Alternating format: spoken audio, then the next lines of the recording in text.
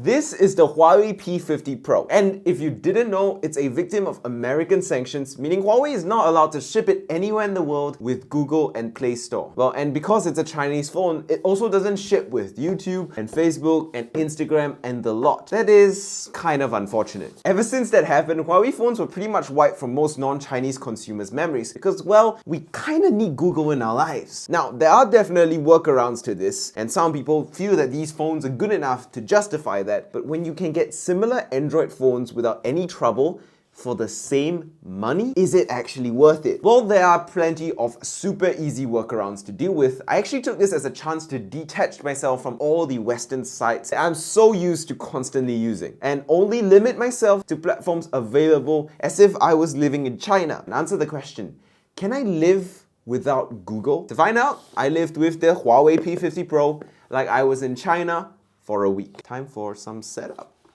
So the phone has been charged. This is not the first time I'm unboxing it. I've taken a look at it. It's just now we're actually going to review and test it out, which is going to be pretty interesting. What you get in the box is you get a very nice fast charger, which is 66 watts. If I'm not wrong, there's a Xiaomi one with 120 watts now, so that's pretty cool. You get a silicone phone case, which I'm going to use because this is not my phone. It was loaned to me by Huawei's local kind of advertising firm. Actually a nice USB-C cable. Look at it. It's like orange tip. Do you see that? So I have already charged this device. Huawei. How fast is the initial boot up? It's about 10 seconds. 15. EMUI, okay. Where's English? Let's get started. Singapore. Oh wait, I already have a Huawei ID. Petal search. So I guess that's like Huawei's substitute for Google. Interesting. Massive amount of apps, so they claim. Get these popular apps. Let's see what apps they recommend me. Tiger Trader, Bigo Live. No, I'm not trying to look at some chemicals. Shopee, Trace Together. I guess I have a pretty good idea of what is the popular apps, Tiger Traders. So this is my first time actually using Huawei's EMUI in a long time, in a very, very long time. I think the last time I used it was the P20, which was at least 3 years ago, because this is the P50 Pro already. So let's take a look at how it operates. And it's very, very similar in terms of feel to iOS, as expected. Okay, so I'm going to be installing apps right now, and I'm going to be focused on installing the Chinese apps that will be substituting our Western apps, although later on I'll show you guys the easy workaround for actually installing Android apps, the Play Store on here, so you don't actually have to live like you're in China with this phone. Because that's the challenge, we need to quickly install all the things. So where is the Play Store?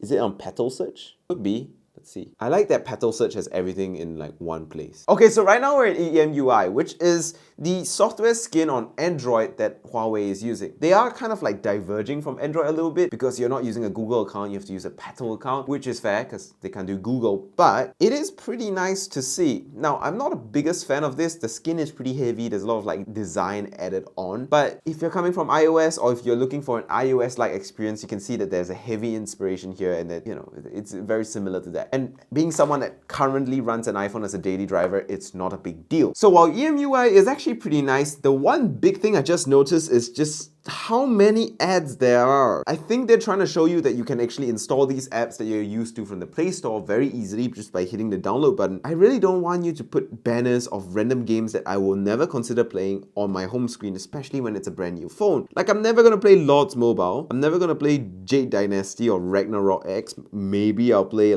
WoW Rift. What is going on here? Because I guess it just makes it convenient for installing apps. Ugh. I'm not a fan of it. Tinder, if I want to install Tinder, it's just kind of set up there, which is great. If someone buys a Huawei phone and their girlfriend checks their phone and they see this, they'll be like, why do you have Tinder installed even when it's not installed? This is gonna ruin some relationships, I feel. Just it's not pre-installed Tinder, but it's kind of an easy shortcut to install Tinder, which I guess for some people is very useful. Just not for some people, it might be pretty detrimental. Bilibili is actually pre-linked, so I didn't actually have to install the APK. Am I a fan of EMUI? Not really, but is it bad? Far from it. I think it's as UIs and skins these days are pretty decent, so it's not a big deal. As I scrape together a living on social media, it is pretty important that I'm in tune with the social media apps out there. The problem is Instagram, YouTube, Facebook, even TikTok is banned in China. So we're going to need to find some alternatives. We have 小红书, which is Little Red Book in Chinese, which is kind of like a TikTok and Pinterest crossover. It's got a lot of interesting posts and it's got a lot of like interesting educational stuff, which is pretty nice. It's kind of like Tumblr with TikTok's kind of swiping feature, which I think is pretty cool. I have read, okay, let's use the Huawei account thing. Allow, mail, next. Pick interest. Let's do gaming, movies, food recipes, and sports. Anime, fitness, technology, photography. I don't know. I'm just gonna pick random shit. Let's see. Men's grooming. Nice. I didn't know that was a genre. Script gaming. What's script gaming? So I put in gaming, but for some reason my first homepage is just hot girls. Pretty good. So it's like, I think it's a lot more topical. In that it's topical like Pinterest and Tumblr would be, but very TikTok style in terms of like the fact that you swipe and you look at thirst traps all day, because why not, right? Who doesn't want thirst traps? Oh, a gun range? Is that even allowed in... Oh, it's chained. Wow. What is going on? I was promised that this page would have more informative stuff, but right now all I literally have are thirst traps. Like, that's impressive how shredded she is. Okay, but like the whole screen, it's just girls. It's like I'm on Tinder. She can't sing. Look, girls. But even more thirst traps, okay. Ooh, look at this buff guy. Jesus. Okay, look, it's just girls! It's just girls! Girls! NUS? NUS? Is it actually like... Oh, it is referring to NUS. Would you like to go to NUS? I was promised that there would be like interesting content, but really it's just hot girls and hot guys. Fair, I can see the interest. The reason that people are interested in that, but this is an ad by Sony, okay. Oh, photography. Oh, this guy has a silver play button. Look. Yeah, that's focusing. Bro. So he's a YouTuber. Oh, you can put up to 13-minute videos on here. So it's kind of like TikTok, but it's not exactly like TikTok. Now that I've clicked on some camera posts, the thirst traps have reduced. I feel like it's very fast in how it adapts. So if I click on a girl's picture and swipe a bit, it's going to be more girls again once I scroll. Oh, it's just gone all cameras now. Oh no, the girls are coming back. You see, the girls are coming back. Typing this.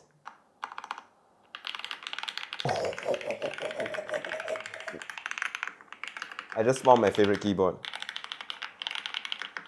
Okay, so I think the best way to sum up 小红书 is it's a mix of, it's like content-wise, it's YouTube and Instagram, but delivery-wise, it's like TikTok, and that there's a swipe up and down. It's kind of everything in one, which I respect. I think that's why this social media is so popular these days, because there's just so many things going on, and there's a lot of thirst traps. So let's move on to the next thing, which is Weibo, which is Chinese YouTube, one might say. I hope I don't have to get an account just to use it. Alright, let's start now. Yeah, I can see how this is Chinese YouTube. If you look at the layout, it's very YouTube-y. I think they have a Weibo channel. I'm not too sure. Yes, they do. 非广如果将来在报道上有任何转变，我们是要负责的。官方周边 lttstore.com. I don't think this is a legit page. I think this is just a fan page. It's not. Some people say it's Chinese YouTube, but it doesn't feel like Chinese YouTube. You know what it feels more like to me? Like Twitter, but with a lot of videos. Pretty interesting. Let's check out Bigo Live. No, just kidding. It's just... What are they doing? They literally just sit there and do nothing, and they get paid. Yeah, but Bigo Live is very weirdly like... This is weird. Bigo Live is an extra level of degeneracy. Weird. You make a statement, right? Oh no, yeah, Weibo is Chinese Twitter. That's what I wrote in my notes. And it really does act more like a Twitter. Let's check out Chinese YouTube, which is Bilibili. Let's see, Bili. Oh, popping up stuff. Stop popping up stuff. Oh, Bilibili. Okay, let's go. So Bilibili is the Chinese YouTube, so I got that wrong. The scrolling menu now. This one is really like YouTube. Got a For You, following, and then we got gaming. I guess they hold a whole tab for gaming. Now this one is the one that I think there's Linus Tech Tips in. So let's check that out. Wait, no, this one has no... Then I'm wrong. I'm being harassed. Wait, there's anime on here? Oh! And it's videos related to it, so it's topical. But they just have like the episodes. Just anyone can... Guys, there's no need to go to an illegal website to watch Attack on Titan. You just go Bilibili. I think Chi also has it. What is going on here, dude? I'm confused at how Chinese social media works. That's actually quite interesting. So you got a whole tab for Attack on Titan. I will make you angry. This video will make you angry. It's YouTube it's YouTube style, but they're all recommending me 30-second videos like TikTok. PC build, 130k, 2 views, PC build. Even before it's like really high effort, but you only got 2 views. He has to play Apex. No, I don't understand what's going on there. This guy's name is Texessory. 4 views. He's got 0 followers on 99 videos. Dude, that's kind of sad. Oh, I know what this is. This is probably not his channel. This is probably one of those people who like, they just rip videos from a YouTube channel and then post it on another social media to make money off of it. I've seen it happen a lot before. It's happened to some of my videos, but rarely because my videos suck anyway. But his YouTube channel has 5k subs. I don't know if it's actually him or someone just reposting his videos, but whatever it is, there is some decent content on here. Oh god, these are just Go PC builds. What is...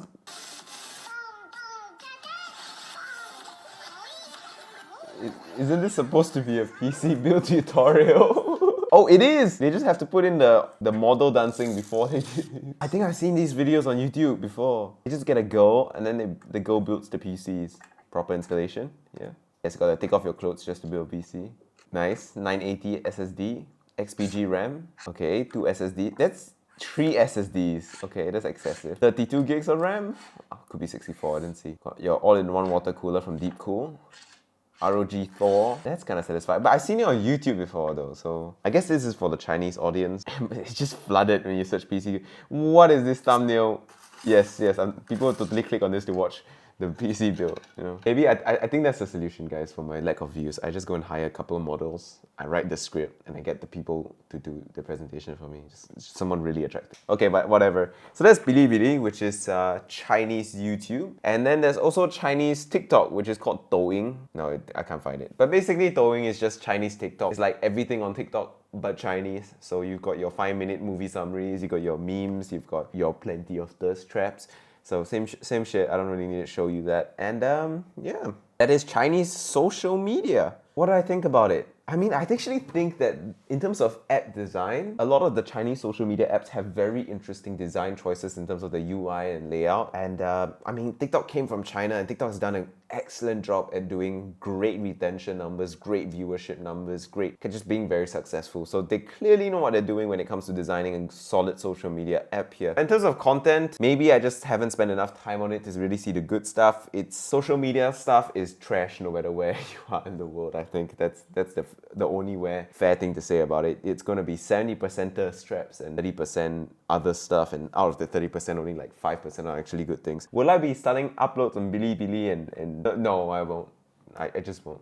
All this while testing the social media, I have actually been pretty impressed with the P50 Pro's design and build. It's a very solid device with a very gorgeous assembly. I mean, it's got a very unique design, and let's be honest, uniquely designed phones are not common enough these days. They all look kind of boring. It doesn't particularly stand out with this normal silver color, but it definitely is not bad and definitely is not repetitive of what already exists, which I have to appreciate. It feels pretty good in the hand and it's pretty well balanced, although it's not the lightest phone ever, which I don't think is a massive deal. It's just something that you have to be aware of. It's quite it's got a good heft to it. Probably because of its big battery, but more on battery life in a bit. It's not top heavy at least, so it doesn't feel like it's gonna fall out of your hand. And overall, just the physical quality of it is pretty nice. Now, if you're gonna be dealing with social media, chances are you're gonna be posting on it. And to post on social media, you're probably gonna need to take some photos with the camera. And in terms of camera specs, this phone has a pretty impressive camera layout. On the back, we have 4 main cameras. We have 50 megapixels for the main camera, which is a wide-angle 23mm lens with face detect autofocus and laser autofocus, as well as optical image stabilization. We have 64 megapixel sensor for the periscope telephoto that we find here, which goes to 90mm, so a lot of zoom. It also has OIS, so it's as 3.5 times optical zoom, which is very, very, very impressive if you're trying to take a picture of something that's really far away, which is nice to see. I think the S20 Ultra also had this feature. It also has an ultra-wide camera, which is a 13 megapixel shooter, which doesn't have optical image stabilization, unfortunately. And it also has a black and white camera that has a 40 megapixel sensor that has autofocus. Now, I don't know why it has a dedicated black and white camera, but I'm guessing it has to do with the fact that it's a Leica collaboration and black and white sensors tend to be sharper. If I'm not wrong, this probably started with the P20 Pro, where they had two sensors, one with color and one without, with the non-color lens being a sharpness thing, and then the color lens filling in the color information. But either way, I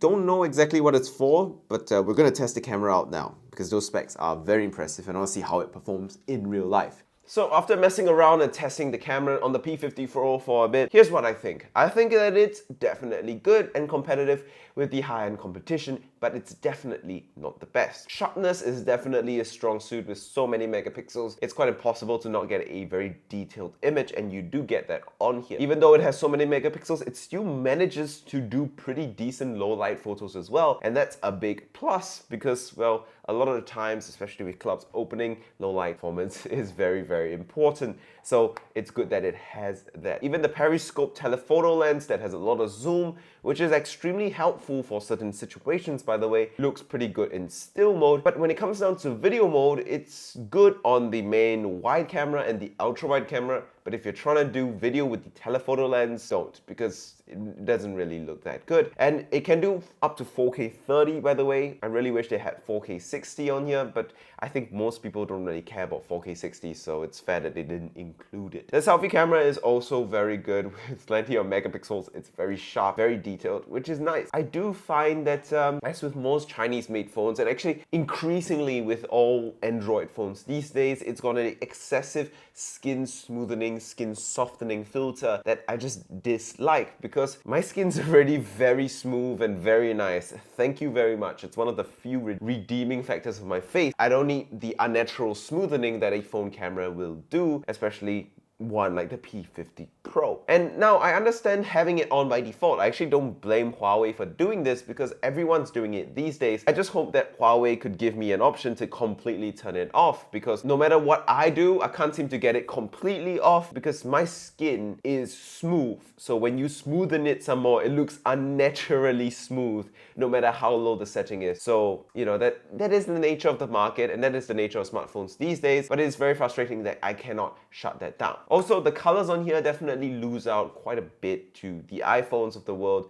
which in my opinion are top class when it comes to how good the colors look. You might disagree and you might think the Huawei images look better, but I do feel that if you wanted a strong, punchy, strong, saturated, contrasty colors, you know, I'd rather just go to VSCO and drop a filter myself because it looks very unnatural and looks a bit harsh to me. It's not bad by any means, but it's more of a subjective taste thing. And I just wish more phone makers would go for the naturalistic colors that the iPhone does, though it's clear to see that consumers prefer very strong, punchy colors straight out the gate because it catches the eye more and it feels more impressive to kind of look at when you're taking photos. So I'm not gonna blame Huawei for it, it's just personal preference. But one thing that I have to note is that for some reason, the images I take on this phone tend to be bluer in terms of white balance compared to the environment, the actual environment, and compared to my iPhone 12, which is an old phone admittedly, but it does have better white balance than the P50 Pro.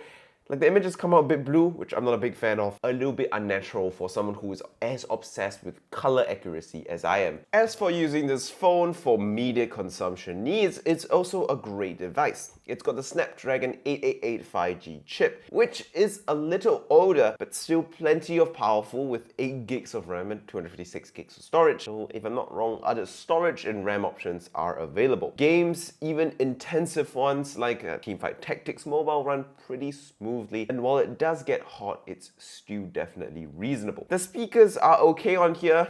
It does use your earpiece as another front-firing speaker, which is good, but they are nothing to write home about. They are softer than the 13 Pro Max, but should be plenty loud for 95% of the people out there. The screen though is excellent. It's a 6.6-inch display with 450 pixels per inch and OLED. It also a 120Hz variable refresh rate, so nice, smooth and fast for anybody gaming or just want a snappy responsiveness. As for max brightness, certain measurements online by GSM Arena say that it can hit 750 nits on max auto brightness, which is definitely respectable, and it's enough for its HDR10+ rating. But if you use manual brightness adjust to slide it on the slider, it can only hit up to about 550 to 600 nits because it's putting a cap on how bright it can get. I think with auto brightness, it knows when to turn it down to conserve and protect the display from any sort of damage. But when you are doing it manually, they put a limit on it so you don't accidentally burn your display by having it at 750 nits for too long. It's also got 200Hz touch polling for fast-paced responsive gaming. As for battery life on the HUAWEI P50 Pro, it's pretty respectable. With 4,360 milliamp hours, it's able to last a full day of use quite well, with some gaming and videos thrown into the mix. And when it's time to charge, it's pretty fast to do that too, with an included 66-watt power brick that both Apple and Samsung should definitely take notes from. So how then do you install all your American services, since we've pretty much checked out the whole phone by this point? Well, here's how you do it. You can either download Google services manually via an APK, or you can use things like GSpace and use that to access Google services, which is pretty easy. As for the other social media apps like Instagram and Facebook, they actually install normally once you've installed the Play Store with GSpace, or you can just install them via APK as well, which is just like your .exe file equivalent for Android. Call it a day. You're not in China, so you don't need to use a VPN. It acts like any phone in Singapore should. It's just that you kind of have to install things manually yourself. So with that, it's conclusion time. Should you buy the HUAWEI P50 Pro? Now, it is a good phone with nice design, good specs, good camera, and an excellent display. And its lack of Google services isn't a big issue either, with so many workarounds now, but it is a tough recommendation in May 2022. Now, I was sent this phone for review in March 2022, but even then it was kind of too late, because if I was sent this phone in Q3 of last year, it will be a different story. Ever since it's released in Q3 of 2021, many phones and many things have changed and developed in the smartphone game. So because of that, it kind of gets pretty hard to recommend this phone, especially at its brand new price. Because ever since its release, the Snapdragon 8 5G chip has been released, which is a big deal and an upgrade over the 888 chip you find in here. Also, phones like the S22 Ultra and the OnePlus 10 Pro have been released since this phone's release this year. So why would you buy this when you can get those newer phones for a similar, if not slightly more expensive price than the P50 Pro? Because of that, it is a tough fight, and it's tough to choose and recommend this phone over the others, especially when you have to overlook its shortcomings in the form of its software and Google support, which I think a lot of people will find absolutely essential. That's not to say it's a bad phone, far from it. It still has great, unique design, a nice camera, a great display, and plenty of good features. It just isn't as competitive at this point in time as compared to when it first came out. And considering Huawei drops their phones in Q3 of every year, it's likely that the P60 Pro is probably coming very soon in 2 to 3 months. So if you are planning to buy a P50 or a P50 Pro anyway, make sure you buy one on discount, because if you buy it at its full brand new launch release price, you're kind of losing out. Thankfully though, this phone often goes on discount and goes for a great price. So I definitely don't think it's actually all bad of an idea to snap one of these up even a month or two from now, so long as the price is right. Because it's still an excellent device, and once you get past the workarounds and install Google Play Store for yourself, you're going to have a really fun, really great, and really enjoyable experience with this device nevertheless. It's a proper flagship phone. It's getting a bit old now in terms of tech years, so it's time for the P60 Pro, which I'm sure is coming soon. And with that, thank you guys so much for watching this video. Thank you to Huawei for loaning me this phone for review. I know it took very long to make this video, but I had to formulate my thoughts in a particular way. To my viewers, all love, because you guys are watching to the end here. Make sure you like and subscribe and join my Discord if you have any questions you want to ask. I'll see you guys. Bye.